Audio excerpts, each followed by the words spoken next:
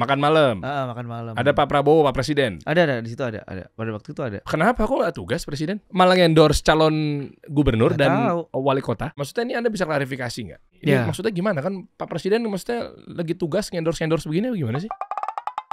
Kita kasih solusi. Pak Ketum. Siap. Waduh, ini Ketua Umum HIPMI Solo nih. Ya. Ini kan channelnya pengusaha nih, jadi jangan ngaku pengusaha kalau nggak nonton kasih solusi kan. Jadi Ya. memang yang gue tahu kan memang sangat jauh dari politik ya. Iya. Iya kan, ya usaha, ya pengusaha, HIPMI, Iya. ketumnya. Pak Jokowi kan juga dulu kan HIPMI Solo kan? Ini Solo. Iya kan. Nah, terus tiba-tiba nih, ya bisa dibilang mungkin profilnya orang-orang yang biasa, sederhana. Oh tiba-tiba sekarang Pak Prabowo, Pak Jokowi, Pak Ahmad Muzani, semuanya kok pada dukung Anda maju nih. Gimana ceritanya? Lihat deh berita-beritanya deh, lihat deh. Nih karir Ketua HIPMI Solo Respati Ardi moncer, oke? Itu kan ini 2023 nih. Iya. Oke ya, di usia muda. Ini pengusaha, kita gali ya gimana cara menjadi pengusaha muda yang oke ya. Terus tiba-tiba selang waktu setahun, Respati Ardi Astrid maju Pilkada Solo, lanjutkan kepemimpinan Gibran. Wow, mantap dong nih ya. Lanjut lagi coba lihat. Tuh. Oh, ini yang viral kemarin nih yang Pak Panji juga ngesarkasin waktu nih. itu ada hari Minggu sore waktu itu. Makan malam. Makan malam. Ada Pak Prabowo, Pak Presiden. Ada di situ ada. Pada waktu itu ada. Kenapa kok nggak tugas Presiden? Ya, Malah endorse calon gubernur nggak dan tahu. wali kota. Kalau itu saya di situ ngobrol sih. Kalau kan nggak ada tuh, kita nggak ada video kayak begitu kan. Oh, Kita hari memang Minggu hari Presiden Minggu, libur. Iya.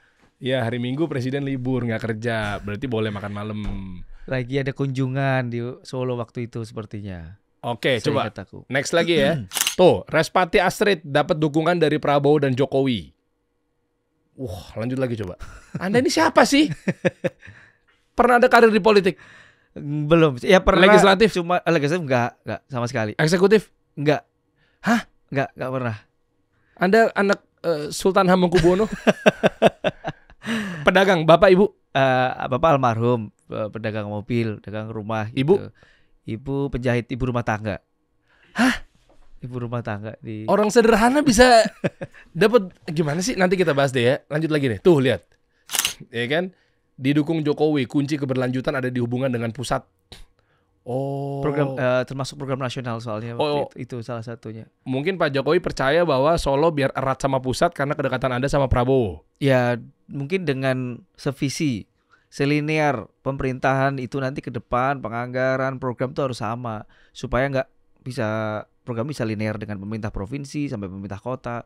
Itu loh. Oh tapi kalau dipikir-pikir nanti kita bahas teman-teman ya. Nih kita bahas dari awal aja ya. Ini soalnya banyak banget berita-berita di luaran sana, CNN, Tempo yang biasanya pedes. Tempo kan Anda narasi Tempo nih kan dahsyat nih ya tajamnya ya. Tapi di sini lunak sama Anda gitu loh. Itu kayak masih awal-awal nih, habis ini pasti keras-keras juga. Enggak, tapi kalau dipikir-pikir ya, cerita dikit ya. Iya. Solo agak unik nih. Saya pernah lama, setahun 2 tahun di Solo. Oke. Waktu menjadi creative director di Iya. Solo Radio waktu itu Iya. Jadi saya tahu betul ya, karena saya pun juga KUA-nya nikah sama istri itu KUA-nya Lawean. Ya, Jadi tahu betul. saya itu. Iya, Lawean kan. Lawean. Nah, uniknya di Solo, ini versi saya ya, adalah ketika dibawa pengusaha malah moncer. Iya. Nah, Anda pengusaha nih. Ya. Iya kan? Kenapa? Karena mindsetnya Pak Jokowi waktu itu ningkatin ekonomi, orang-orang susah jadi pada naik itu kan statusnya apa segala macam karena bawa investor ke Solo. Ya. Jadi secara simpelnya seperti sebuah perusahaan yang memakai soul ya, yang di dalam itu hidup masyarakatnya. Outputnya adalah kita sebagai fasilitator ada APBD. Ya. Lalu bisa di-deliver ke masyarakat, kebutuhan masyarakat. Berarti kalau di situ ada ada kekurangan, gimana APBD ini kekurangan untuk mencukupi kebutuhan masyarakatnya. Kita sebagai pengusaha pasti punya akal, punya daya survival lebih nih untuk mencari investor, untuk gimana caranya PAD nambah. Saya ingat betul cerita Pak Jokowi waktu Pak Sandi itu masih aktif di organisasi batubara atau apalah, beliau masih pengusaha gitu. Terus itu yang cerita ke saya Pak Sandi malahan.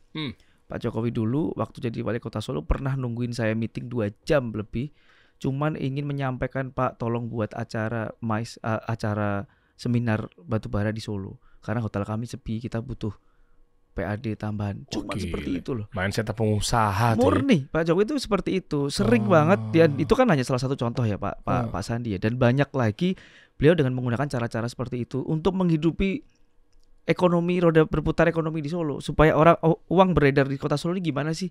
Beliau kan pengusaha berpikir seperti itu.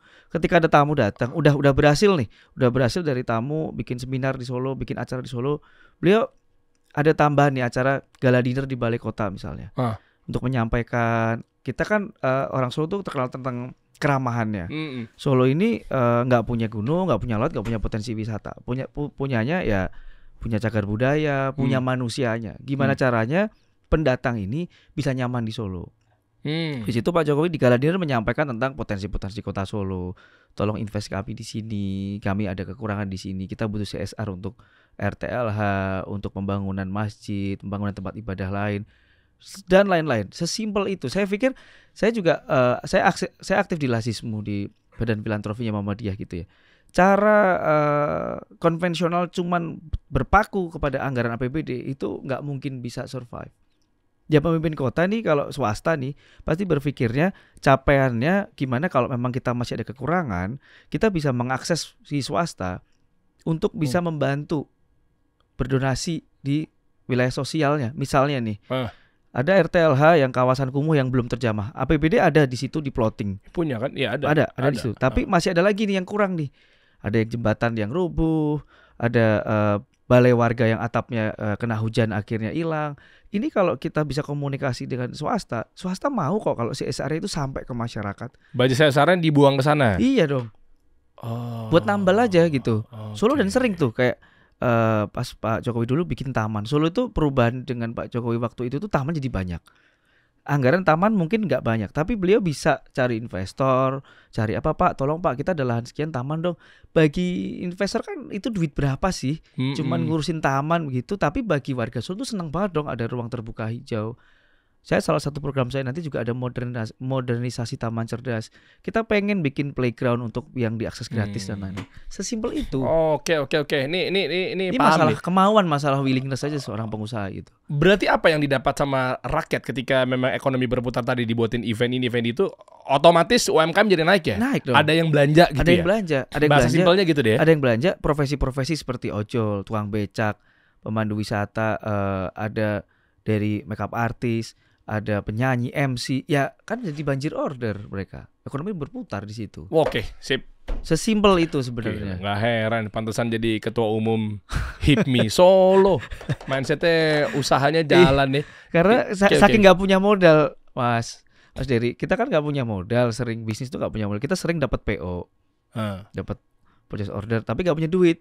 Ya gimana caranya kita minta pinjaman duit, cari pendana selain di bank juga investor untuk Mas saya punya PO sekian, tolong dibantu nanti kita returnnya sekian dan lain-lain. Cara memahamkan orang dan bisa dicek track record saya lah ke investor-investor saya ada yang defect sama saya enggak gitu. Kalau saya bermasalah pasti udah viral lah. Oke.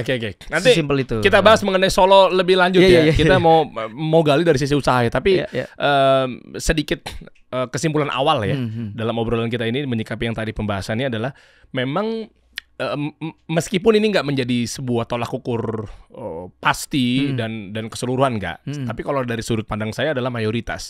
Mayoritas kalau kota atau negara memang dipegang sama pengusaha. Lihat waktu zamannya Pak Jokowi. Pak Jokowi dari Solo kan juga elektabilitasnya berapa? Pak Jokowi di sana? Di Solo itu dia kan 2 periode tuh. 2 periode. Periode kedua tuh hampir 89% sekian gitu. Tanpa kampanye.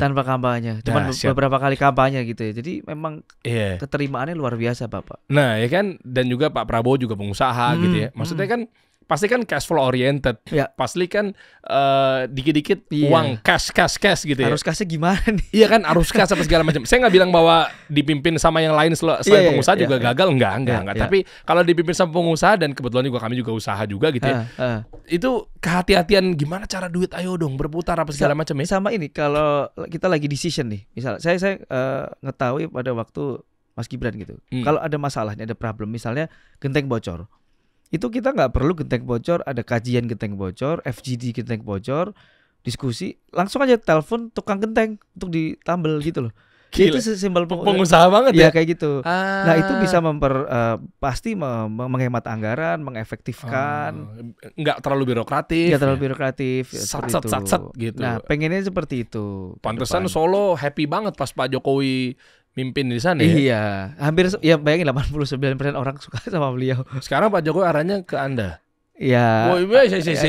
Insya Allah. Siap. Kita bahas deh, Tum. Usaha dulu ya, kita bahas dari ranah HIPMI ya. Sekarang mungkin bisa ceritain deh. Mungkin teman-teman juga pengen dapat ilmunya ya. Gimana caranya akhirnya bisa berorganisasi sampai akhirnya megang sebuah ketua umum organisasi gitu ya. Dan bisnisnya apa mungkin bisa ceritain dulu ya. Oke. Kalau bisnis sekarang saya ada bisnis ekspor minyak bekas, minyak jelantah. Jadi waste ya. Kalau bahasa kerennya UCO, used cooking oil. Kita ekspor, itu kita ngepull lalu kita jual. Ya murni dagang lah, dagang biasa. Oke. Sama kedua bisnis rumah makan yang itu memang second generation yang ditinggalin dari orang tua udah meninggal. Apa tuh? Ayam goreng Tojoyo namanya di Jogja. Tojoyo 3. Okay. Itu udah 40 tahun tuh. Wow. Jadi kita second generation yang harus mempertahankan. Jadi ada 2 core bisnis yang utama itu. Oke. Kalau mulai dari awal gini bantu teman-teman semua sebenarnya bisnis mengenai ekspor dan juga restoran itu. Ya saya yakin pasti teman-teman ada yang nonton sekarang benar-benar pengen ngejalanin F&B atau mungkin sudah pelaku F&B tapi mungkin omsetnya gitu-gitu aja gitu. Iya. Gimana caranya ngebangun akhirnya mempertahankan sampai 40 tahun? Oke. Saya belajar dari orang tua saya 40 tahun ya. Itu uniknya bisnis kongsian 4 keluarga. Itu bukan bisnis single sendiri. Bisnis 4 keluarga yang benar-benar butuh musyawarah mufakat ketika kita mengambil kebijakan dan lain-lain, masalah menu, harga menu dan lain, desain tuh kita memang harus musyawarah terus 4 ini. Ini peninggalan orang tua dan dari 4 ini yang 3 orang tuanya udah meninggal, tinggal 1. Jadi kita second generation semua lah yang sekarang jalanin. Mempertahankannya apa? Itu ya harus kita tarik core-nya dulu. Nilai-nilai yang ditanamkan oleh orang tua kita itu juga harus kita tahu. Kalau di kita tuh ayam goreng itu kan kita sampai ada SOP ungkepan itu ya. Kita ngungkep masak itu sampai ada susunannya dari bawah. Paling bawah dada dulu, paha dulu lah, paling atas jeroan sapi dan lain-lain lah. Itu sampai detail itu SOP itu harus kita catat semua dan harus ada amanahnya. Kalau nggak dari 4, bayangin dari 4 ini 1 pegang resep, 1 yang keuangan, 1 yang marketing, 1 operasional. Ini kalau nggak balance ini bisa pecah bikin sendiri-sendiri semua dong. Iya. Ya nggak? Tapi kita percaya kalau soul sebuah usaha itu juga ada soulnya, ada ruhnya. Oke. Saya percaya banget bahwa bisnis itu ada soulnya. Kalau kita nggak bisa cari soulnya, kita udah ada antar satu yang lain ini ada kebencian, ada pengen paling lebih lah. Kalau kita kongsian bisnis ada 4, misalnya lebih dari 1 gitu ya. Tapi kalau ada salah satu yang pengen lebih, itu biasanya pasti nggak akan lama, nggak akan lama. Pengen lebihnya tuh dari sisi apa? Ego lah. Contohnya? Kongsian itu pasti rame kalau omsetnya gede, ya nggak? Kalau sepi tutup aja udah nggak laku bro. Gitu. Tapi kongsian bisnis ini itu pasti kalau ini ada duitnya pasti jadi saling ini gara-gara gua nih, gara-gara ini nih, gara-gara ini kan yang kenalin gua ini, yang kenalin aku nih, yang kenalin ini yang berat. Makanya perlu ada musyawarah yang pas dalam berbisnis. Kalau di bahasa hukum RUPS gitu kan, itu kan terlalu formal. Tapi sebenarnya sesering mungkin itu bisa ketemu. Jadi ketika ada problems, ada apa tuh bisa cepat terselesaikan. Semua bisnis saya dan diajarkan dari orang tua saya semua kongsian. Saya yang tadi ekspor limbah juga kongsian berlima. Namanya 5 Raya, jadi berlima. Semua bisnis saya tuh kongsian. Saya punya warmindo kecil-kecilan di Solo juga bertiga. Saya selalu berpikir kalau rezeki itu kalau kita barengkan pasti ada yang subsidi rezeki lah, subsidi ketika ini lagi nggak bagus pasti ada ini lagi rezeki yang ini gitu. Saya nggak pernah bisnis sendiri.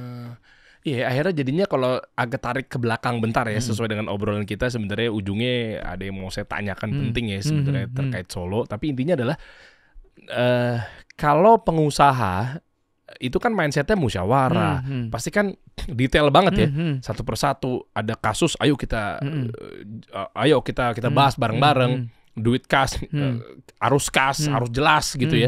Akhirnya nyambung ya, kita coba cek aja nih, 10 tahun lebih negara ini dipegang dengan jiwa usaha gitu kan. Menteri-menteri terkait juga Pak Jokowi kemarin 10 tahun gitu kan, juga rata-rata pengusaha, Pak Erick Thohir dan lain sebagainya gitu, Pak Sandiaga Uno.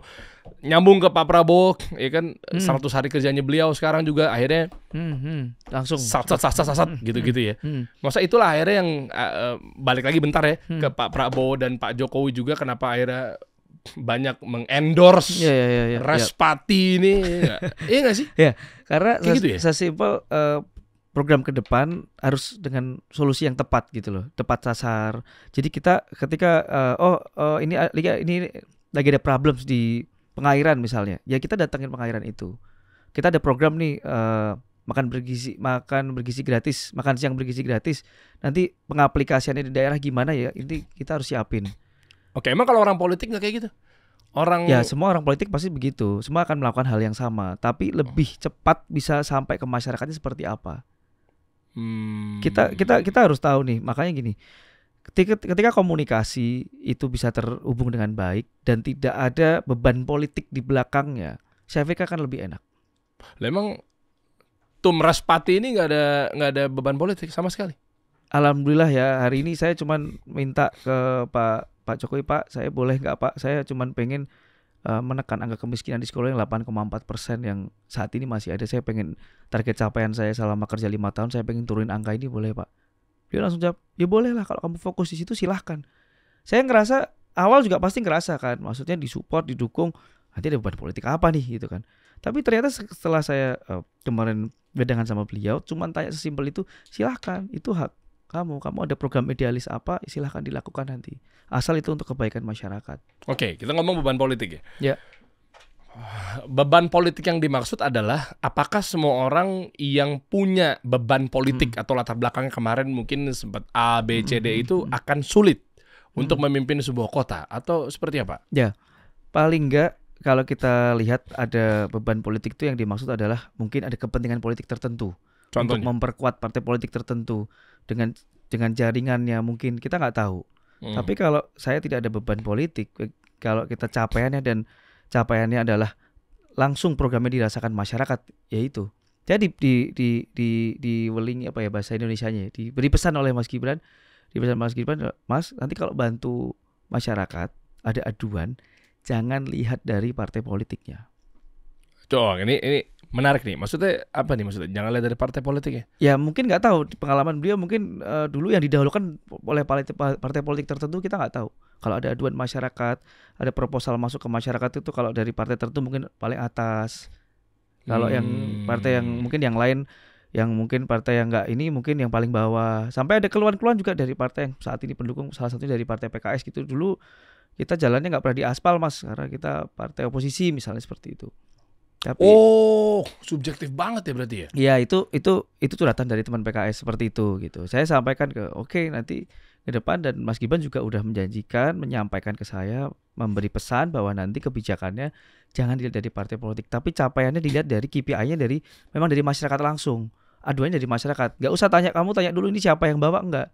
Kamu lihat ini memang kebermanfaatannya dan kemaslahatannya, urgensinya yang paling urgent mana. Oke, kalau narasinya adalah jangan lihat dari partai politik, ini menarik nih.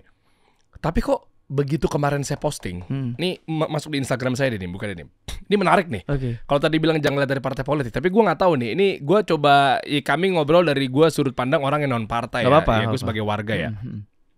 Gue nggak ngerti kenapa. Apakah memang gara-gara presidennya? Karena beliau juga ketua umum di situ gitu ya, di partai tersebut. Gue posting kemarin mengenai ada satu aduan dari salah satu kawan gue. Dia ini pengacara. Dia minta tolong, Der, bantu viralkan. Ada seorang suami itu dikeroyok, dibunuh, meninggal dunia di hadapan istri dan anak perempuan satu-satunya berusia 8 tahun. Di depan mukanya langsung di rumahnya. Karena cekcok di grup WhatsApp. Ya. Nah ini rame banget. Akhirnya gue bantu viralin dan dahsyat, ramai banget responnya. Oke? Nah akhirnya gue coba mention ke Pak Prabowo dan seterusnya gitu kan. Nah ini kalau mungkin kelihatan UI-nya, tampilannya di web, gue nggak tahu dia kelihatan nggak abis diedit gitu. Nah editan terakhir gue itu gue nambahin mention @Gerindra. Ini menarik nih. Ini menarik nih. Jadi ini gue nambahin tuh.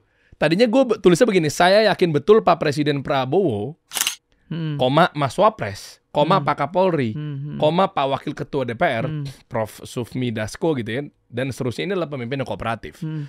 Akhirnya gue edit, gue tambahinnya adalah selaku ketum Gerindra. Soalnya kenapa? Soalnya mayoritas di komen, gue baru tahu tuh, Bang, ini menarik, ini unik ya. Kalau mau cepet, yang sat-sat, langsung aja mention ke miminnya Gerindra. Iya, admin Gerindra kan lagi cepet-cepetan. Nah, lagi bagus tuh, lagi oke tuh. Iya kan? Nah, gue maksudnya mau nanya nih gue nih. Tadi kan bahasa adalah jangan lihat dari partai gitu ya. Sementara begitu ada kasus seperti ini, kok harum sekali nih. Pada komen langsung lapor admin Gerindra aja, dia gercep. Kok seakan-akan Pak Prabowo-nya tuh dilewatin gitu sama partai lebih tinggi dibanding presidennya. Maksud gue itu contoh partai kok, maksud gue. Ya itu kan tim yang keren gitu. Maksudnya gini loh, maksudnya di wilayah tertentu. Bentar, yang dukung Anda siapa? Partai itu bukan? Iya, ini partai Gerindra juga salah satu pendukung utama juga. Oh gitu. oke, lanjut. Bahwa gini loh, kalau di tingkat kota, permasalahan kota itu kan langsung nih spesifik nih. Kita ada beberapa OPD, ada kantor kelurahan, kantor kecamatan dan lain-lain. Maksudnya adalah kalau di misalnya pengajuan sarpras, jalan berlubang, ada drainase sentral yang mampet dan lain-lain. Biasanya yang didahuluin itu yang memang yang bawa dari partai tertentu gitu loh. Yang sebelumnya ya, ini kita bicara sebelumnya. Tapi yang ke depan, maksud saya adalah nggak lihat dari partainya. Ini kan Gerindra ini kan mungkin yang lagi admin yang lagi oke. Ke depan kalau memang saya ditakdirkan, kalau darulahnya ke saya, itu kita akan menggunakan ya kayak dulu Mas Gibran lapor Mas Wali namanya. Atau sekarang ditambah lapor Mas Wali, ditambahin comment center. Kalau semua aduan dari masyarakat Solo bisa masuk ke Pemkot, yang itu memang tugas dan wewenang Pemkot, saya akan selesaikan tanpa melihat dari partai politiknya asalnya. Kalau ini mungkin terobosan dari partai Gerindra ya, untuk adminnya sangat cepat untuk mengatasi suatu masalah. Itu terobosan partai Gerindra, tapi kita bicara di level pemerintah kota di Solo. Jadi tidak melulu membantu mempercepat konstituen salah satu partai. Itu yang jadi penting.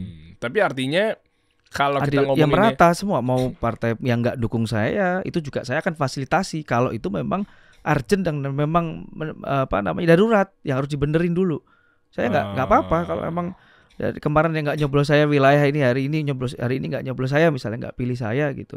Tapi itu memang aturannya memang segera ditangani, saya akan tetap bantu. Karena kalau nanti kodarulahnya saya jadi wali kota ya wali kota untuk semua, bukan cuma buat pendukung doang. Oh ya, yakin gitu meskipun yakin. Dia nggak dukung yakin. gitu?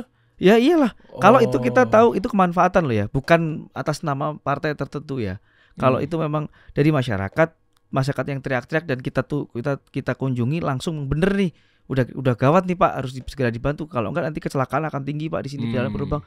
Ya kita akan bantu. Atau kalau sudut pandang yang lainnya adalah bagaimana misal didukung oleh partai siapanya itu juga pengaruh ya. Tadi kan adminnya. Ya kalau itu kan lagi sat-satnya tuh. Ya, nah berarti itu juga asik tuh. Jadi juga oke juga tuh didukung sama partai tersebut. Kalau kita bisa memanfaatkan orang sekarang pasti pilkada ngomong ini pragmatis. Wah ini endorse pusat dan lain. Loh gini loh. Justru endorse pusat bisa dimanfaatkan untuk kepentingan masyarakat. Jangan melulu merasa kayak gue nggak di endorse pusat lalu jelek-jelekin yang di endorse dong. Jangan begitu dong, ya kan? Kalau kita KPI-nya membantu masyarakat dengan endorse pusat akan yang endorse pasti akan bertanggung jawab ketika ini akan nanti pada waktu govern atau pemerintah.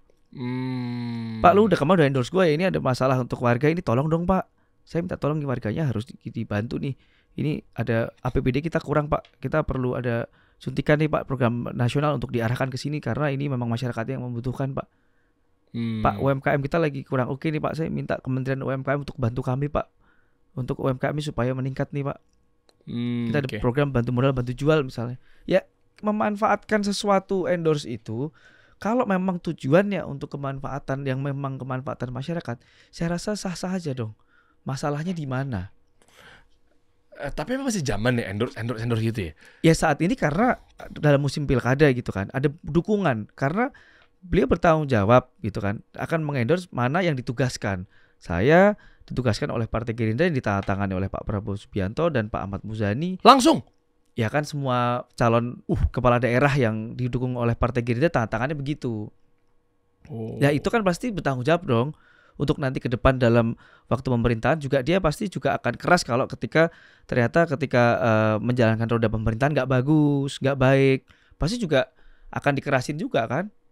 Tapi Kan efeknya capaian ya kan, tinggal capaian nanti ke depan gitu. efeknya sepositif apa sih sebenarnya endorse-endorsean itu? Maksudnya kan yang ngejalanin kan bukan si yang endorse, Ya, ya. yang di-endorse kan Ya, ujung-ujungnya. ya. Kalau saya gampangnya adalah ketika kita mencanangkan suatu program, saya punya kepercayaan diri lebih, tidak hanya bergantung kepada APBD kita. Tapi bagaimana kreativitas seorang wali kota bisa mencari jejaringnya. Saya di IPMI ini belajar berjejaring untuk bisa mendatangkan kemaslahatan bagi masyarakatnya.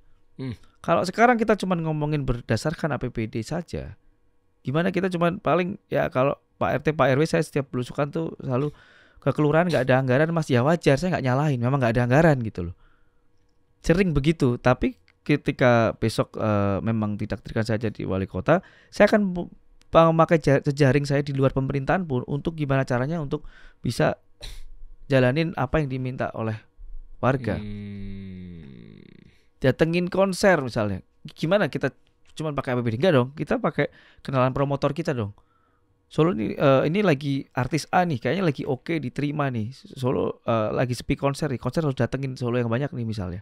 Kita akan cari promotor dengan jejaring saya, cari promotor untuk datengin konser yang bisa nyedot duit di situ banyak, bisa UMKM di sekitar bisa berjualan, efeknya akan banyak hotel akan ramai dan lain-lain. Kita bisa bidding sampai ke event-event swasta yang harapannya itu bisa terselenggara di Solo. Saya menargetkan ada hotel 1 bintang 5 lagi di Solo. Saat ini baru 1 hotel bintang 5.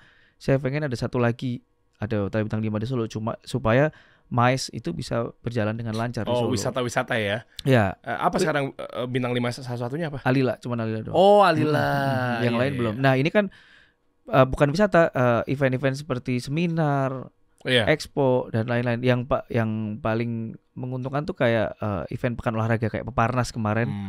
Itu bisa ada training camp di Solo lama, sehingga perputaran ekonominya lumayan lama di Solo kayak gitu.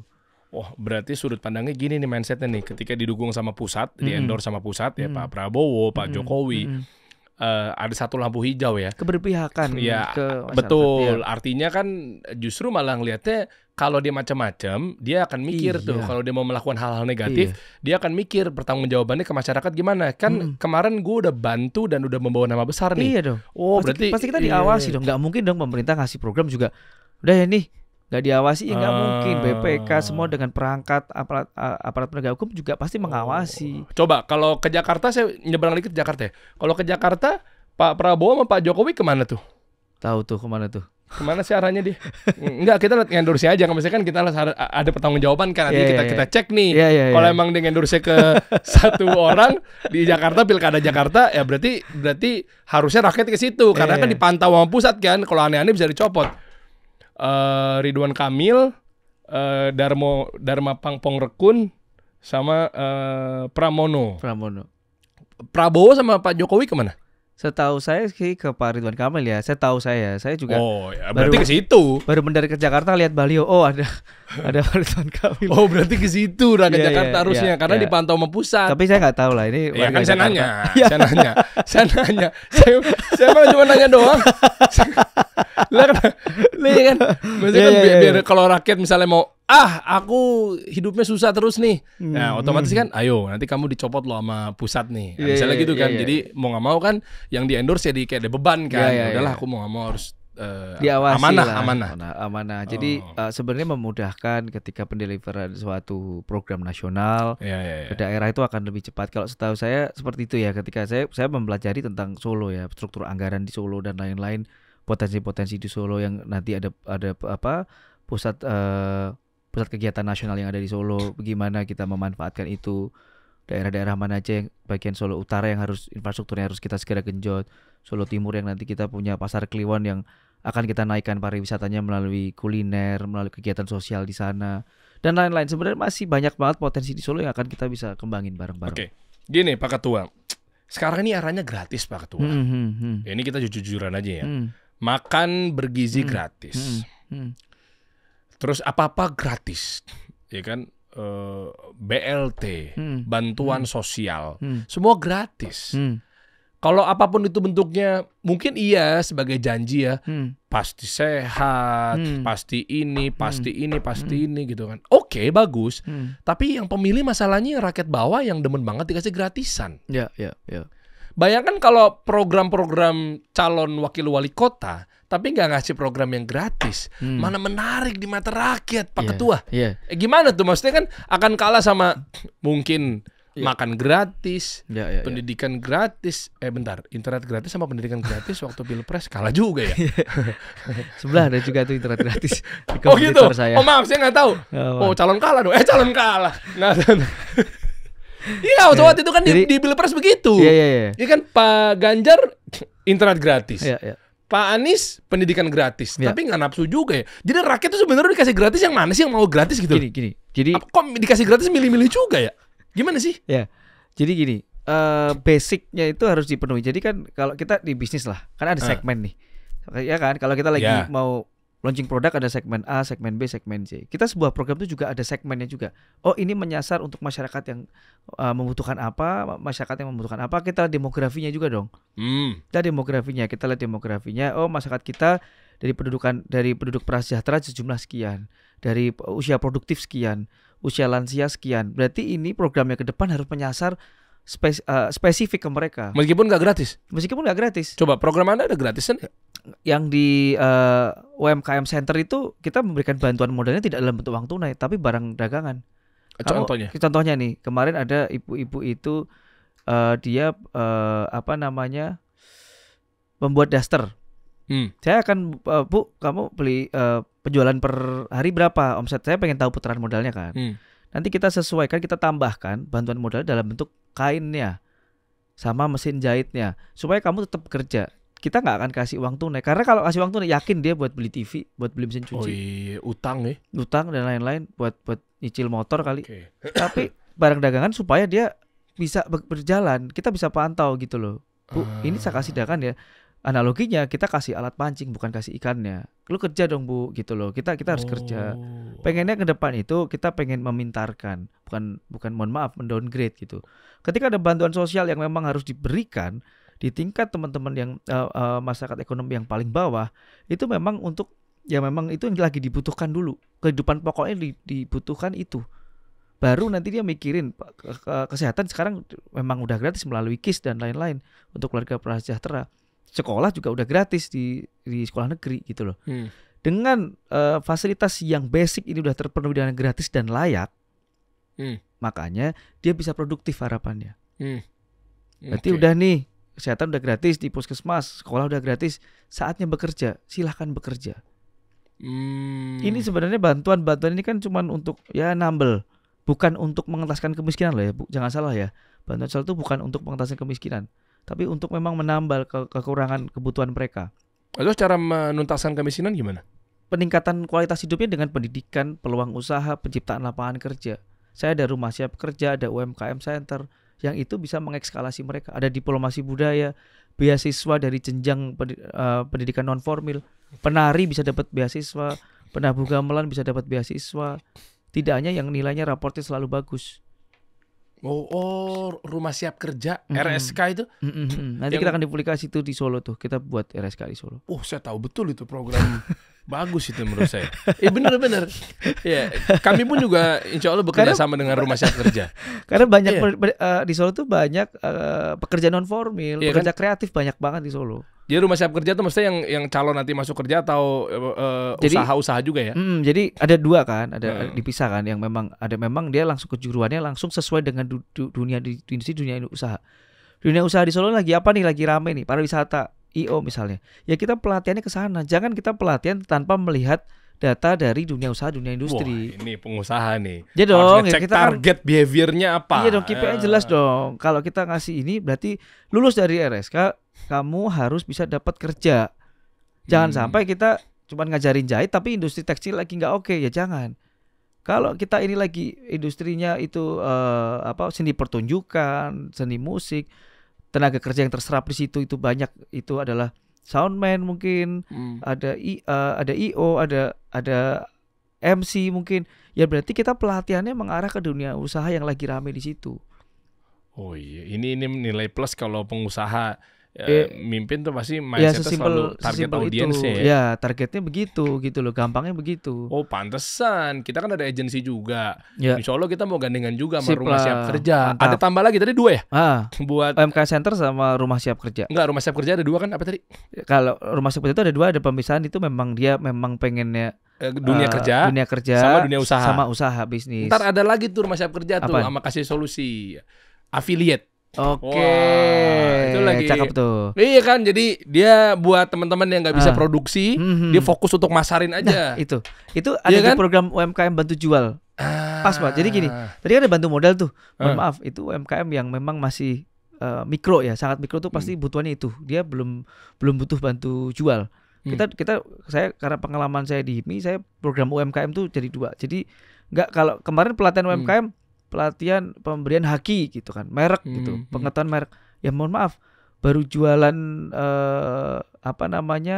soto, jualan oleh-oleh, belum tentu butuh haki dong. Loh, tapi kan haki penting tuh. Iya penting, tapi tidak waktu tepat sasar. Misalnya ini baru UMKM awal nih, baru jualan, emang butuh haki. Oh, yang kayak Itu. soto mie apa? Wedangan kan belum butuh haki. Ketika nanti tereskalasi, dia udah punya 3-4 karyawan, cash flow-nya udah terjaga, udah orang sudah kenal nih brandnya, lagi dihakiin dong. Jangan buru-buru pelatihan. Memang mentang-mentang lagi ada pelatihan haki, kita awal langsung hakiin ya. Terus apa nanti program UMKM-nya apa di Solo? Bantu modal, bantu jual, bantu modal dulu. Kalau yang memang masih eskalasinya ini laku nih, laundry misalnya, dia kapasitas sehari berapa? Kapasitas sehari 10 kilo baju misalnya.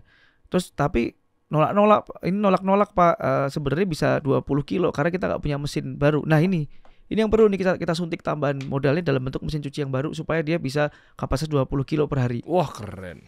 Kalau bantu jual, sekarang lagi ada gerakan tuh yang memang saya belum jadi wali kota ya, ada gerakan tuh sedekah engagement.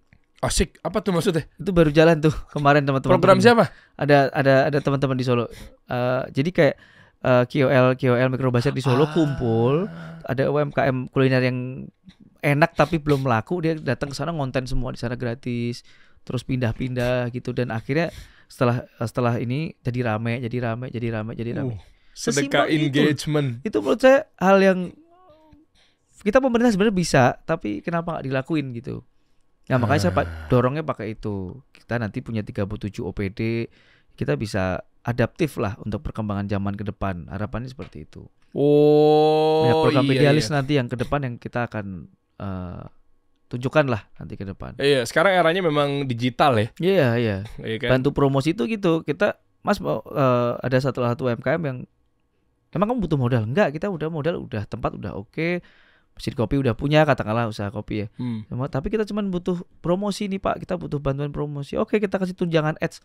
Kita datengin aja KOL, kita bayarin pakai anggaran pemerintah. Keren. Sesimpel itu, maksudnya supaya ini tepat sasar gitu loh Mas. Saya pengenin gitu. Berarti sengaruh itu digital zaman sekarang ya, sosial media ya? Ya iyalah, kalau sekarang apalagi. Berarti ya jadi mengingatkan saya, di Jakarta juga ada tuh, dia akan ngasih 1 hari 2 postingan endorse. Ya, si calon gubernurnya tuh dia akan ngasih. Iya benar.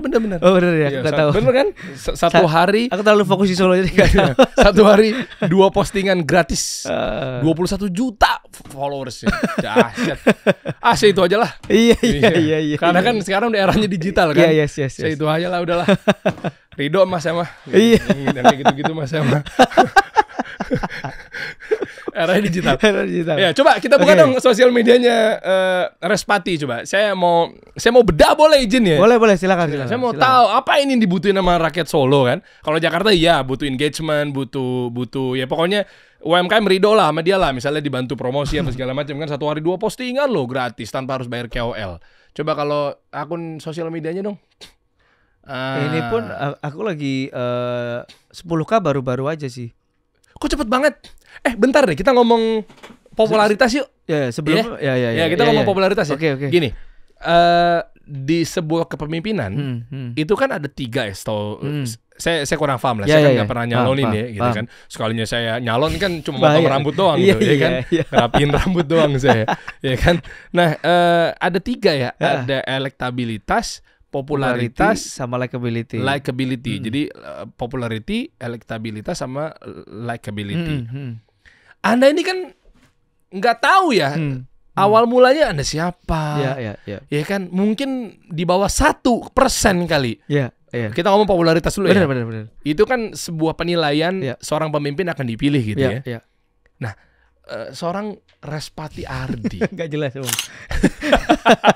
nggak pernah ada jejak politik. Ya kan? Oke lah, ketua umum HIPMI Solo gitu. Kecil kan, skup organisasi. Iya, HIPMI kan ya udah organisasi gitu kan. Ya Iya. ada HIPMI, ada Kadin ya gitu ya. Iya. Dan lain sebagainya. Dari berapa coba? Anda kalau nggak salah waktu itu di bawah 1% deh. Jadi Berapa? awal daftar itu kita cek nih. Kita kan memang survei itu jalan per 2 minggu supaya kita kinerja.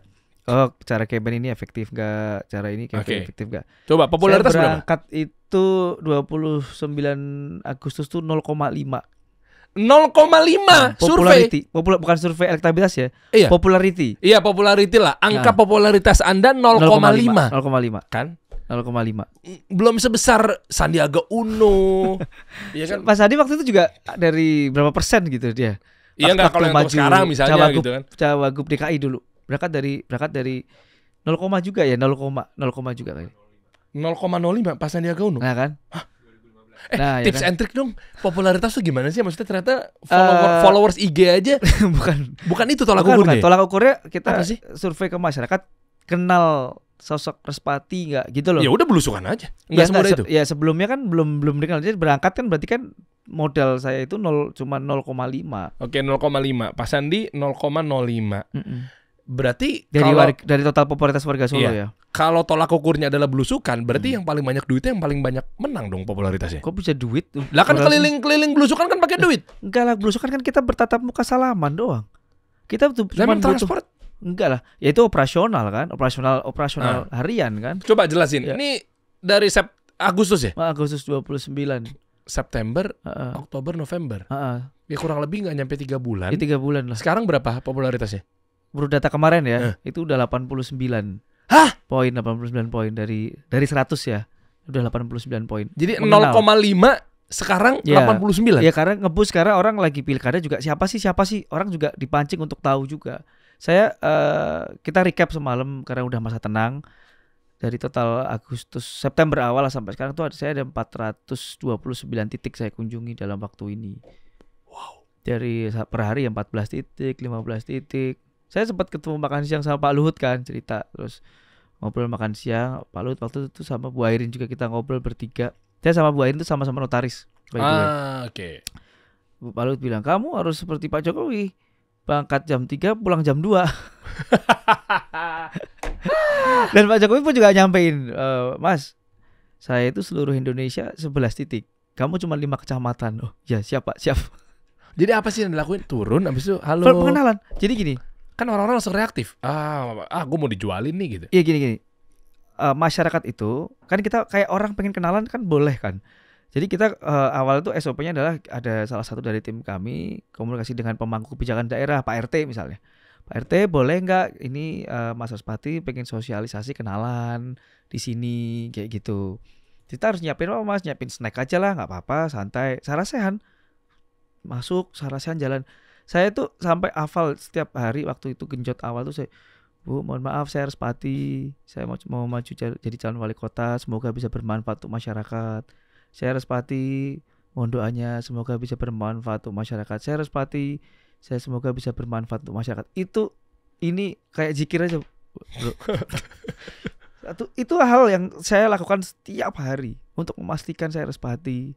Sudah salaman, saya sampaikan saya Respati, saya tumbuh besar di Solo, saya sekolah di sini, saya latar background pendidikan di sini, saya pernah memegang organisasi ini, pernah berkarya di sini, saya ditugaskan dan diberi kesempatan oleh Pak Jokowi dan Mas Gibran untuk memastikan program-program ke depan seperti ini. Itu tiap hari. Ya namanya memperkenalkan diri ya, memperkenalkan diri ya harus secara hard seperti itu, harus salaman, tatap matanya, Bu, saya Respati. Ya untuk meyakinkan gimana sih, kayak kita sales bos, kalau di perusahaan kan sales ya. Bu ini ada nih produk nih Bu, Ibu harus beli ini. Oh iya. Ya itu saya sales beneran tiap hari sales. Berarti nyales diri. Ketolong dong kalau backgroundnya pengusaha. Ya itu tergantung kan. Kita ngomongin pengusaha kan nggak bisa samain semua pengusaha ya. Iya, tapi kan sales juga jiwanya. Iya, jualan. Saya menyampaikan gagasan saya. Punya program ini, nanti kita akan aktivasi posyandunya seperti ini, puskesmasnya akan kita buat seperti ini, dan lain-lain lah. Di program-program inilah yang saya iniin. Tapi dikit ya, bukannya waktu itu yang digadang-gadang untuk maju di wali kota Solo itu adalah bukan Anda, Pak Ketum. Iya Nah, memang. kok bisa? Anda sogok. Saya sogok pakai Tomorrow Coffee. Enggak. Iya, kayak iklan. Enggak. Gimana sih ceritanya maksudnya? Kok bisa-bisa akhirnya Inilah yang dinamakan takdir. Ya. Semua orang bisa berplanning gitu kan. Tapi Allah yang menentukan dan lain-lain lah. Saya Juni awal itu saya berkomunikasi dengan calon yang digadang-gadang sebelumnya, komunikasi. Saya menjadi ketua tim suksesnya. Saya ngatur untuk bisa beliau memperkenalkan diri dengan masyarakat, beliau bisa mengenalkan diri kayak saya mengenalkan masyarakat dan lain-lain.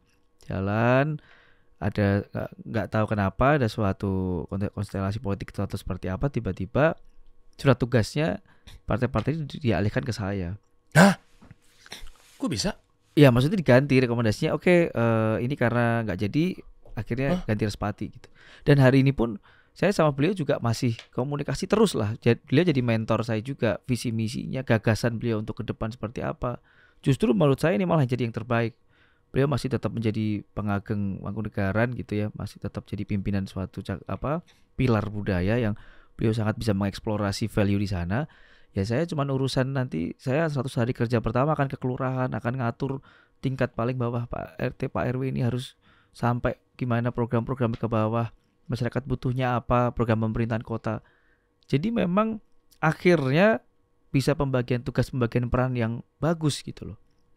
Karena kan sebelumnya yang calon yang digadang-gadang sebelumnya itu kan pengageng Mangkunegaran gitu, pimpinan Puro Mangkunegaran gitu. Apa sih itu? Saya kurang paham tuh. Ada, kalau di Soto ada dua, ada Puro Mangkunegaran, ada Keraton Kasunanan. Itu apa maksudnya? Itu kayak seperti kerajaan keraton. Ada dua kerajaannya. Ada dua. Satu Puro ya, Puro Mangkunegaran. Mangkunegaran itu Samber Nyawa tau nggak? Itu MN1. Mangkunegaran 1, Mangkunegoro 1. Ya itulah. Ya, pokoknya saya ya harus paham lah pokoknya. Ya, iya. intinya mau nggak mau itu, saya paham gitu. Iya. Kan mertua saya di Solo. Karanganyar. Ya. Karanganyar. Itu beliau sebagai pimpinan, sebagai raja lah ya. Sebagai pimpinan Puro Mangkunegaran, saya pikir, dan value-nya luar biasa semenjak dipegang Puro Mangkunegaran, semenjak dipegang Gusti Bre ini, jadi punya nilai lebih. Wisatawan jadi kesedot banyak. Pilar-pilar budaya jadi hidup lagi. Ada tempat-tempat historis yang sangat punya powerful nilai budayanya dan lain-lain lah. Kalau beliau menjadi wali kota ngurusin KTP kan nggak lucu gitu loh. Ngurusin Pak RT kan nggak lucu. Hal-hal teknisnya makanya. Akhirnya saya merasa oke, berarti ini memang qadarullah, takdir Allah ini yang terbaik gitu. Saya ngurusin hal yang teknis-teknis lah. Saya terbiasa hal yang ngurusin teknis gitu. Beliau sebagai pengageng Mangkunegaran tetap dengan menjaga marwahnya Mangkunegaran gitu. Oke, berhubung ini adalah channel UMKM atau channel usaha, pengen tahu, terus Anda mau berbuat apa gitu untuk UMKM di Solo? Paling gitu-gitu lagi ntar ujung-ujungnya. Naik kelas nggak? Jargon-jargonnya selalu pas sudah mau 5 tahun sekali UMKM selalu deh. UMKM naik kelas, UMKM naik kelas, go digital. Maaf ya, asem. Ujung-ujungnya selalu ditunggangin melulu gitu loh. Jadi kasih solusi lagi. Gila, gue pede banget ya. Rumah siap kerja lagi. Mana nih pemimpin-pemimpin kita gitu loh. UMKM selalu disenggol-senggol, ya kan? Ujung-ujungnya rumah siap kerja lagi, kasih solusi lagi. Channelnya Ferry Irwandi lagi. Ujung-ujung soal. Tapi pemilik channel nggak dikasih apa-apa. Gimana sih ini maksudnya gitu loh. Jadi apa, mau ngapain? Coba lihat apa sih ini, gimana sih? Jadi gampangnya, coba. Gampang. Ada UMKM mana? Terus jalan. Terus. Coba lihat. Pasti kerja. Terus. Nah, tuh tadi. Cakep nih UMKM apa nih? Ada ternyata. Kalau nggak ada saya suruh keluar dari ruangan ini. Kita kan UMKM Indonesia soalnya kasih solusi. Bener. Memang gini loh. Makanya KPI-nya harus jelas. Jadi menurut data kami juga PDRB dari di Solo ekonominya itu bertumbuh pada sektor UMKM itu hampir 30% lebih gitu loh. Jadi nggak mungkin kalau nggak semua pasangan calon pasti juga akan ada keberpihakan ke UMKM. Tinggal caranya. Oke. Tinggal fit nggak. Ini memang pas nggak untuk UMKM yang sektor ini. Oke. Semua yang angkringan, UMKM yang kaki lima, dia juga bisa jalan gitu. Gimana untuk make up dia bisa diterima oleh warganya, tidak kumuh, estetikanya dapat, produknya juga oke. Jadi itu juga saya cerita nih ya, waktu saya wedangan sama Pak Jokowi itu beliau pesen PKL Solo jangan lupa ya. Seperti Sunday Market Manahan. Jadi Manahan itu tempat, kalau di sini Senayan lah. Ya. Di Solo ada Manahan, kalau pagi itu ada kayak tempat kosong yang itu bisa untuk jualan UMKM, kuliner dan apa gitu. Ada beberapa selain kuliner juga ada. Nah, dia cuma jam 6 pagi sampai jam 12. Jadi bukan tempat yang paten gitu loh. Memang itu bisa disediakan. Terus Pak Jokowi menyampaikan, kamu kan di HIPMI nih, bisa dong besok di make up lebih bagus lagi, lebih proper, lebih rapi.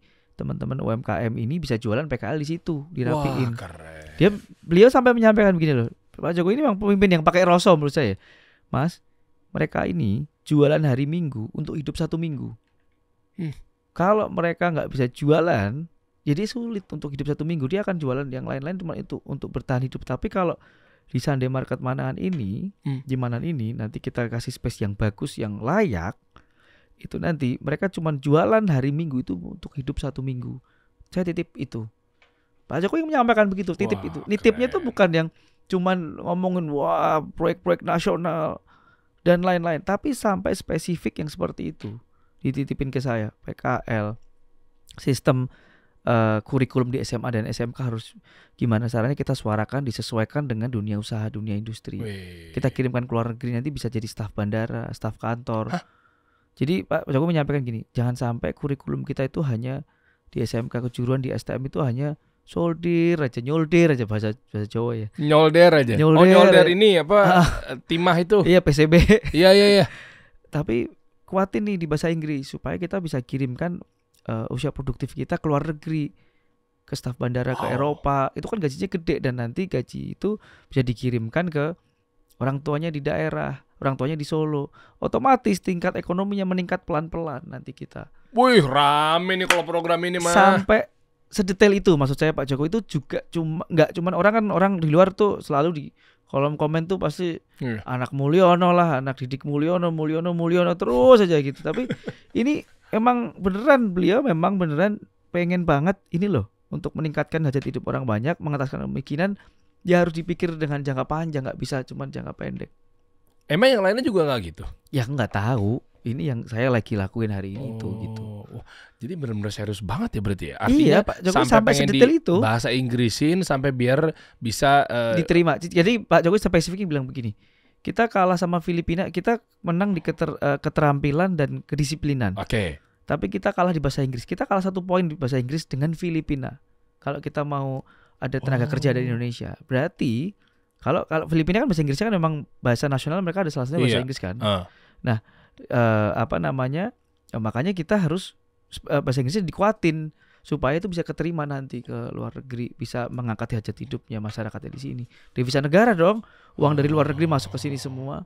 Buat dia transfer ibunya, ekonomi jadi tumbuh, dia bisa itu. Daya belanjanya jadi lebih tinggi. Yes. Itu program Anda ntar di situ. Saya pengen itu salah satu. Bahasa Inggrisin orang-orang kalangan bawah itu. Iya dong, harus. Kita juga ada nggak hanya untuk tenaga kerja ini, tapi juga kita ada program namanya Among Tamu. Itu pemandu wisata di Solo itu belum banyak, mayoritas nggak bisa bahasa Inggris yang fluent kan.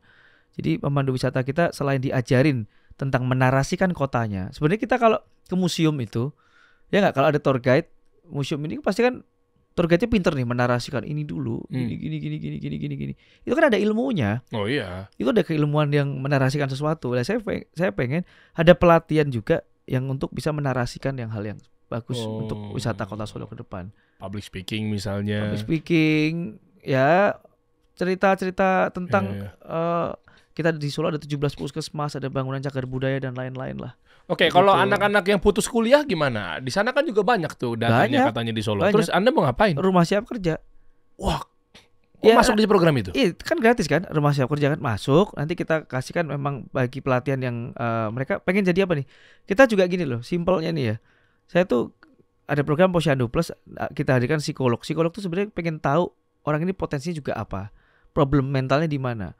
Orang yang putus sekolah masuk ke sebuah pelatihan, kalau dia nggak passion ya, pelatihan dipaksa, pelatihan jualan UMKM roti gitu misalnya. Tapi dia nggak passion jualan roti, mau sampai pelatihan yang jutaan rupiah juga nggak mungkin dia bisa jualan roti. Tapi ternyata nanti kita masukin Rumah Siap Kerja, kita lihat potensinya nih. Oh, dia bisa ternyata suka public speaking nih, bisa jadi MC nih, bisa jadi announcer nih. Kita latih ke sana. Nanti kita lihat nih demand-nya ada nggak nih, marketnya, pembukaan lowongan pekerjaan terkait ini banyak nggak. Kalau enggak ya kita ngomong cari yang sampai kamu paling fit dan ini lagi dibutuhin saat ini misalnya. Wow. Jadi kalau penciptaan lapangan kerja, karena saya di level kota ya, saya pikir itu bisa dilaksanakan gitu. Kalau level kota, mungkin kalau level nasional harus ada sistem yang sangat luas. Tapi kalau kita di kota ini ada 54 kelurahan dan 5 kecamatan dan kita ada 37 OPD, saya yakin itu bisa terlaksana dan bisa tereksekusi. Gile, berarti masuk juga Rumah Siap Kerja di situ ya. Yoi. Coba kita harus ukur dulu dong, belakangnya siapa? Kalau emang belakangnya abal-abal mas, programnya akan berhenti di tengah jalan. Iya. Punya siapa Rumah Siap Kerja?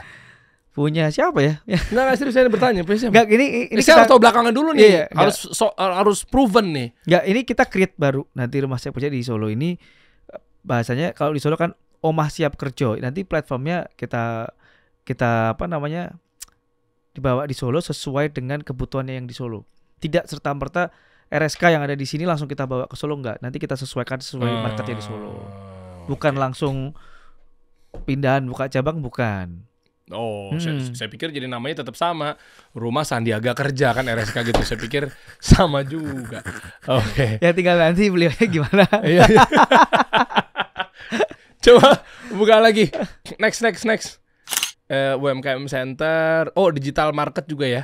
Iya, jadi akan digitalisasi, akan dikencengin ya. Ya tetap. Kalau sekarang di Solo tuh ada Nvidia, ada AI itu kan, dari Indosat itu kan lagi investasi gede di Solo kan. Talentanya itu, talenta digitalnya itu kita harapin tuh Solo tuh bisa mengekspor talentanya keluar gitu loh, sekolah di sini. Dan teman-teman tahu nggak, gue sempat kepikiran bahwa ternyata banyak sisi positifnya ketika ada seseorang atau mungkin calon pemimpin yang memang nggak ada beban politik.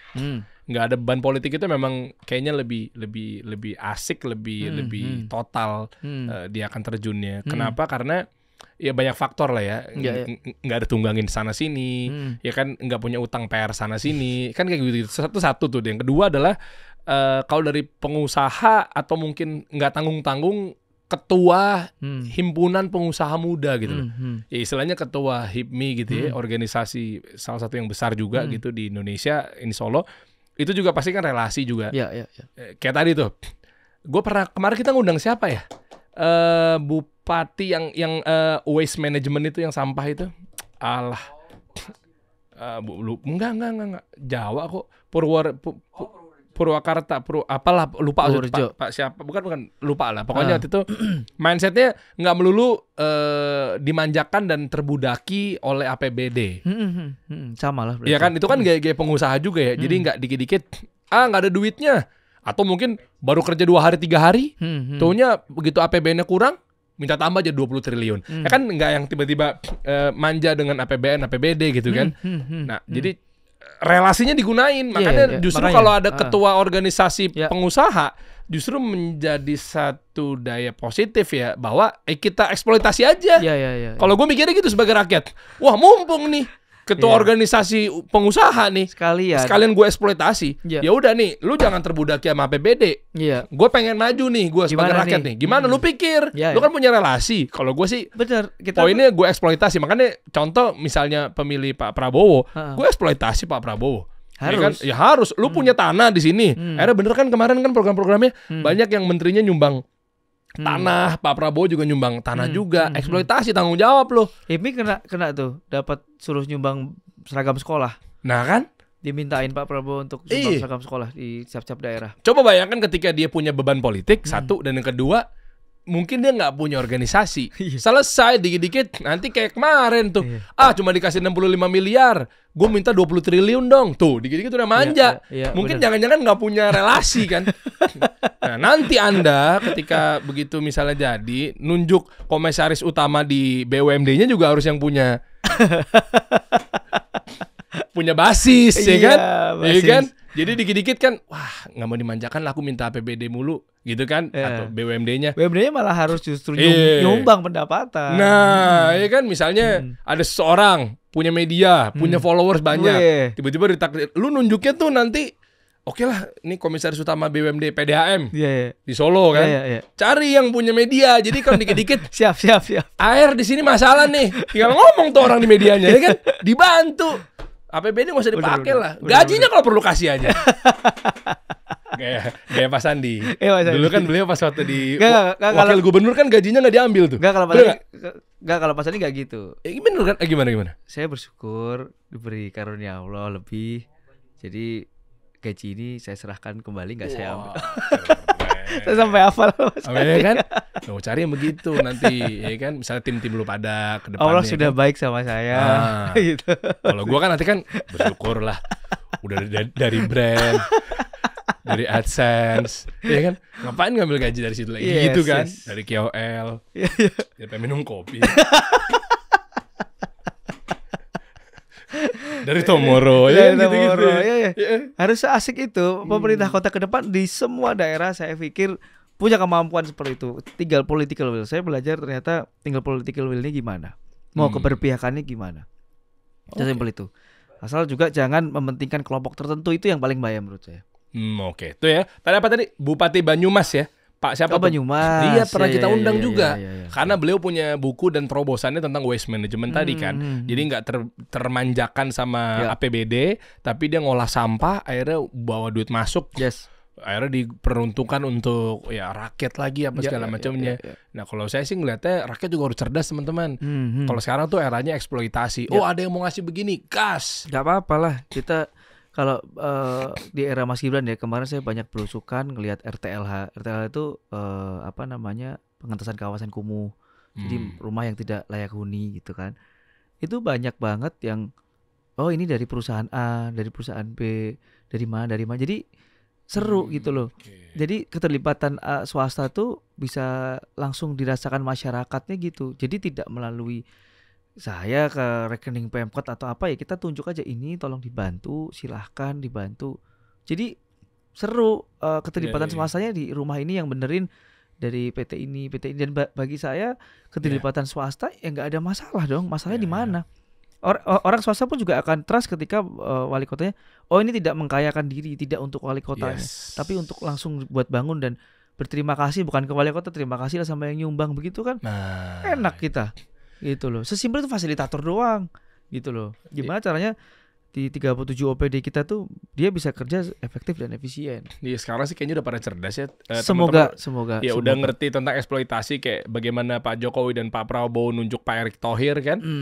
Ya kan akhirnya ujung-ujungnya beliau jadi ketua umum PSSI kan karena mungkin channelnya beliau waktu megang Inter Milan atau tim basket atau mungkin tim liga-liga 2-nya di negara-negara tersebut kan, beliau punya klub-klubnya tuh, beliau juga punya media. Akhirnya kan jadinya tereksploitasi dengan secara positif ya. Jadi kan sekarang rakyat tuh terobosannya dapat. Percuma yang janji doang, tapi ujung-ujungnya juga dia nggak bisa ngapa-ngapain juga gitu. Ruang geraknya mungkin cara bernegosiasi juga amburadul. Betul. Dan seterusnya. Mungkin nggak tahu harapannya dengan warga Solo sekarang 8% kemiskinan masih cukup tinggi. Iya, makanya. Ini PR kenapa kemarin percepatan pembangunan oleh Mas Gibran itu karena waktu itu COVID kita minus 1,74 pertumbuhan ekonominya. Aduh. Makanya digenjot dengan event sebanyak-banyaknya, sebesar-besarnya supaya perputaran uangnya cepat pulih. Terbukti terakhir kemarin hingga sampai 5, berapa persen udah di atas rata-rata nasional, udah hampir di atas rata-rata nasional lah. Pertumbuhan ekonomi udah pulih gitu loh. Sebenarnya untuk mempercepat dari minus itu untuk bumping gitu kan memang butuh booster kan kemarin. Nah, Mas Gibran itu bisa booster dengan tepat dan efisien di situ. Mas, tapi makanya ini udah jadi begini infrastrukturnya. Makanya saya kemarin izin juga sama Pak Jokowi, Pak saya ingin memberdayakan masyarakatnya lebih oke. Manusia, program-program manusia itu lebih banyak nanti peningkatan sumber daya manusianya. Mas izin Mas, ini ngasih masukan boleh ya? Boleh. Saya kan setahun 2 tahun di Solo ya, waktu itu kan dibantu Solo Radio kan. Itu apa ya? Flyover yang Manahan itu tuh, itu yang dibawa-bawa yang efek dari pembangunan flyover baru itu tergolong baru dong ya flyover ya? Iya, 2000 sebelum Covid lah itu. Iya kan, maksudnya kalau saya lihat ya, mudah-mudahan sih nggak berdampak banget gitu buat si pemilik usaha tersebut ya. Kayak saya punya sahabat Rio, foundernya Round Division, itu kan ada Bull Syndicate juga dia, itu kan di bawah situ kena hotel apa? Agas. Ketutup juga, adanya flyover. Mungkin niatnya mengatasi kemacetan, tapi kok malah jadinya banyak usaha-usaha yang ketutup gitu loh. Yeah. Terus maaf juga nih, itu kan terlalu curam ya tikungannya ya. Itu banyak yang kecelakaan loh. Iya, banyak Itu banget. banyak info-info. Maksudnya apa sih tujuan? Saya nggak mau menyalahkan yang lalu-lalu ya, tapi itu bahayanya gimana cara nanggulanginnya? Kalau sekarang ya karena udah berwujud ya, kita nggak mungkin ada program yang langsung merubah dan lain-lain gitu kan. Cuma udah berbentuk, kita akan melakukan langkah-langkah preventif pasti. Ya masalah speed bumper, kita berikan rambu-rambu yang lebih di sana. Terus akan kita tambahkan CCTV supaya tidak ada lagi kalau kemarin tuh banyak yang tabrak lari di situ, ada kasus tabrak lari di situ dan lain-lain lah. Saya pikir ini bisa langkah preventif untuk ke sana karena sudah terlanjur di sana, tinggal kita ada kompensasi sampai yang di bawahnya. Gimana kita bantu UMKM bikin usaha yang di bawah ini tetap nggak kena dampak secara langsung lah. Walaupun ya memang udah nggak bisa dipaksakan, udah terjadi bangunan segede gaban gitu kan. Tapi memang harus dengan treatment tertentu. Ya harus pendekatan gimana, butuh dipromot, butuh sentuhan dari pemerintah apa. Itu yang saya hadir. Saya selalu mengedepankan memang kalau nanti saya jadi wali kota, tidak selamanya saya punya kemampuan ekstra. Saya akan hadir, butuhnya gimana, saya akan bantu fasilitasi untuk mendatangkan yang Anda butuhkan. Sesimpel itu aja jadi pemimpin kota itu. Termasuk sedekah engagement tadi. Ya. Bisa dimasukin itu program bisa dimasukkan itu kan hal yang sangat, mohon maaf, itu sangat bisa dilakukan sepele lah. Tapi yang lebih besar dari itu pasti banyak juga gitu loh. Program-program yang mereka butuhkan di situ tetap hidup. Malah justru temboknya ini kadang tuh kalau kita pengusaha itu kan sesuatu yang negatif itu kita bisa tambahin plusnya. Mungkin di situ karena tertutup ini bisa kita kasih mural yang ornamen yang oke, bisa kita tempelin di sana jadi art gitu sehingga punya nilai lebih bagus. Bisa jadi spot foto yang oke sehingga wilayah sekitarnya malah jadi naik. Rame. Ya kita nggak tahu bisa bikin tema seperti itu juga gitu. Ini kita di dalam bisnis kan selalu ketika kita dihadapkan suatu hal yang negatif tuh kita harus cari kita langsung bisa pivot cepet lah untuk gimana caranya mengoptimalkan itu. Nah saya juga saat ini saya belum bisa menjawab untuk mengoptimalkan flyover Manahan itu menjadi nilai ekonomisnya apa, saya belum bisa menjawab. Tapi ke depan ketika saya memiliki kewenangan itu, saya akan libatkan untuk bisa mikirin flyover ini jadi lebih oke lagi. Dan saya juga ke depan pengen bawain ahli city branding lah. City branding Solo ini harus dirubah, harus ada city branding yang kuat banget. Karakter kotanya harus kuat banget. Harus orang yang ngerti branding tuh. Iya, bukan kayak saya gitu kan.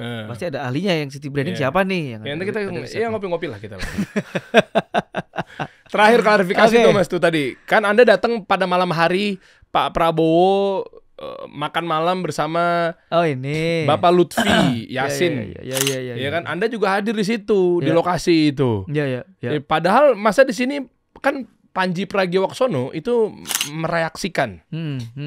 Ya kan, akhirnya buat video tuh. Nah, maksudnya ini Anda bisa klarifikasi nggak di ujung obrolan kita ini? Ini maksudnya gimana kan Pak Presiden maksudnya lagi tugas ngendorse begini atau gimana sih? Bukan, kalau Pak Lutfi, Pak Yasin mungkin langsung ya waktu itu ada video ya. Kalau saya di situ memang ada, saya berdiri dulu nih Mas. Saya berdiri terus Bapak mengangguk, saya baru Pak, saya ini saya ceritakan bahwa Bapak juga salah satu yang menugaskan saya sebagai wali kota, Bapak dari Partai Gerindra dan lain-lain.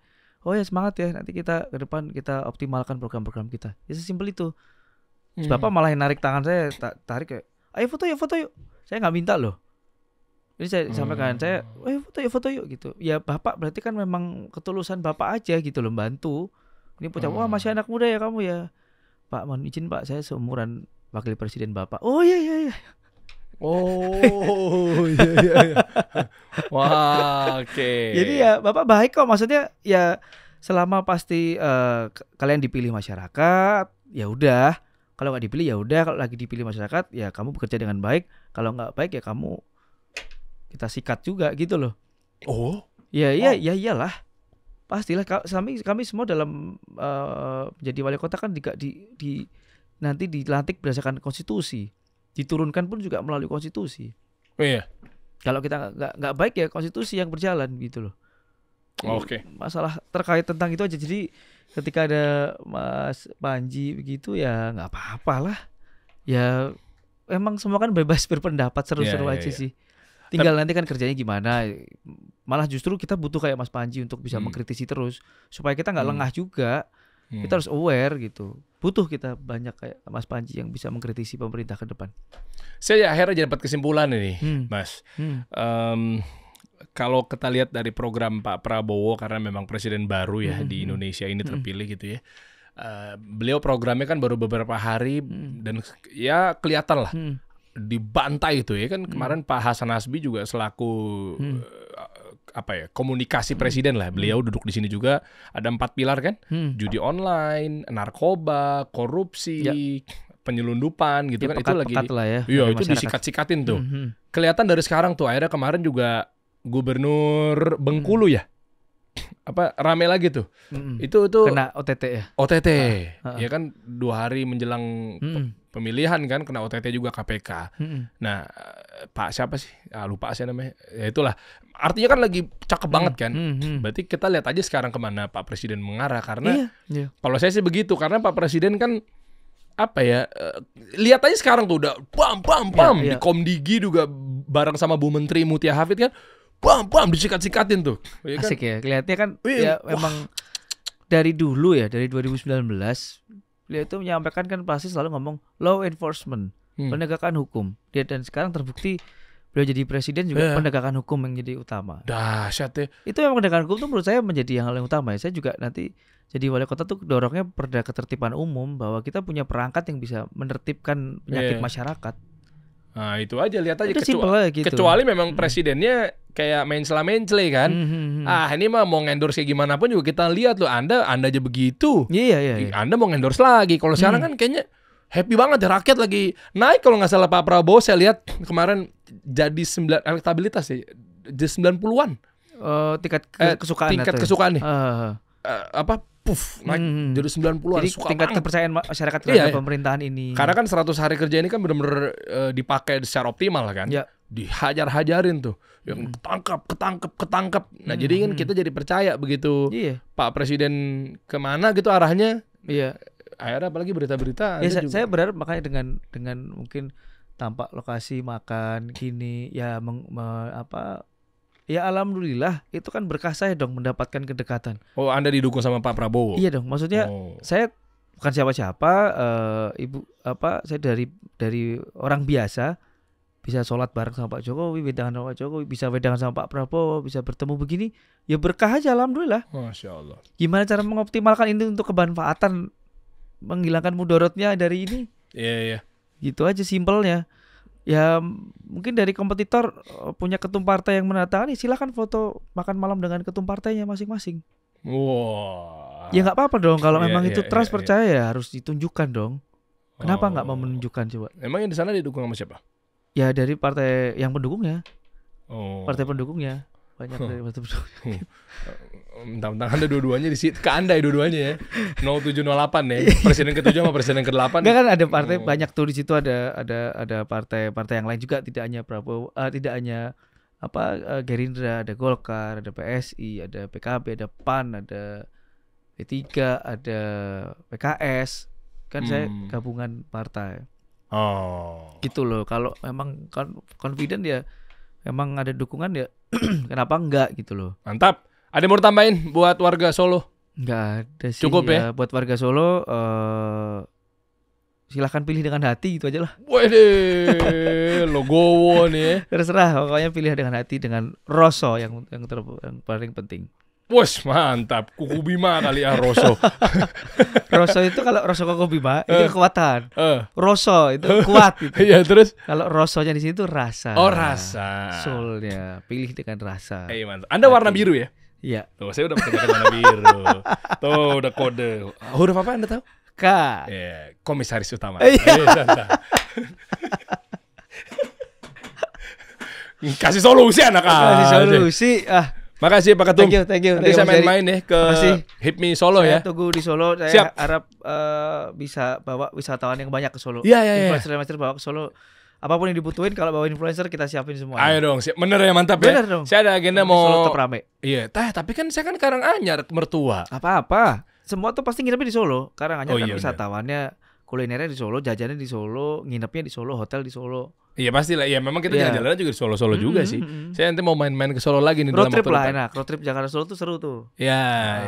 Kita road trip di Solo, nanti bisa keliling-keliling di Solo, oke lah. Mantap. Siap. Pokoknya sampai ketemu lagi di Solo ya. Kita tunggu. Pak Ketua. Amin. Insya Allah kita kesana lagi. Ajak-ajak dong, makan malam juga bareng Pak Prabowo sama Pak Jokowi. Emang lo doang yang pengen di endorse kan gue juga. Kita kasih solusi.